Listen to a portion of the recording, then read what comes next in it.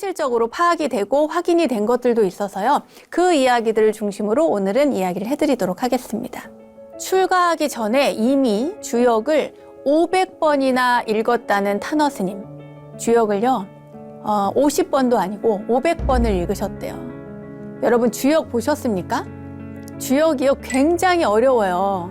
그 책을 글쎄요, 보통 사람들은 정말 읽기도 어려운 그 책을 50번도 아니고 무려 500번을 이미 읽고 출가를 하셨답니다. 타너 큰 스님께서는 정역과 주역을 바탕으로 해서 한국과 세계 여러 나라에 대한 그런 이야기들, 수많은 예언들을 하셨고, 그 예언 가운데 현재까지 진행된 예언 중에서 실제로 적중한 예언들이 상당히 많아서 가히 동방 최고의 예언가라고 할 만했습니다.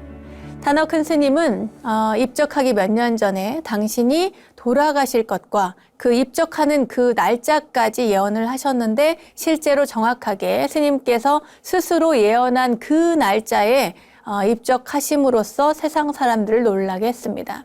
아무튼 그 얘기는 오늘 쭉 한번 들어보시고 여러분들께서 각자 판단하시기 바랍니다. 자, 그럼 큰 스님께서 이렇게 예언하신 것 가운데 명확하게 적중한 것은 무엇인지 그것에 대해서 이야기를 해드릴게요. 월정사에서 수행하던 중에 스님께서는 개미들이 서로 싸워서 법당에 이렇게 막 수백 마리씩 개미가 죽어 있는 것을 보고는 무슨 일이 일어나겠구나, 난이 생기겠구나, 이렇게 딱 예감을 하신 겁니다. 그리고 나서 상자들과 함께 미리 양산 통도사 백년암으로 자리를 옮겼는데, 그리고 나서 머지않아서 6.25 전쟁이 터졌습니다. 큰 난이 일어날 거다 이렇게 얘기를 하셨는데 진짜 전쟁이 터진 거죠.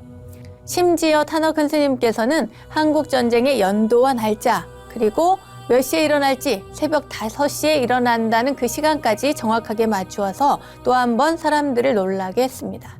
스님께서는 또 월남전이 발발할 것과 미국이 이 월남전에 뛰어들어서 월맹군과 전쟁을 치른다는 것도 정확하게 예언을 하셨고요.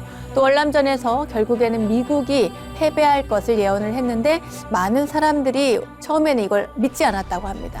그런데 실제로 월남전에서 미국이 패배하면서 스님의 예언이 그대로 적중하고 말았죠. 타너 스님께서는 일본에 관한 예언도 하셨습니다. 타너 큰 스님은 일본의 고베 대지진도 정확하게 예언을 했습니다.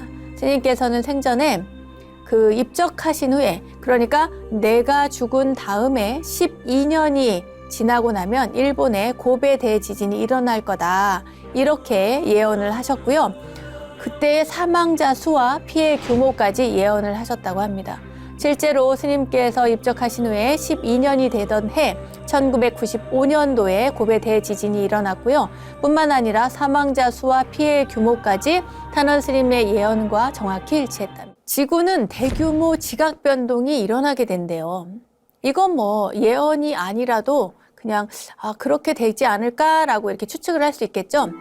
스님의 말씀에 의하면 현재 지구의 자전축은 23도 정도 이렇게 기울어진 상태로 자전을 하고 있는데, 그런데 미래에는 이 기울어진 자전축이 이렇게 기울어진 자전축이 원상태로 되돌아오게 되는데, 이렇게 자전축이 이동을 하면서 지구에 대규모의 지각 변동이 발생한다는 겁니다.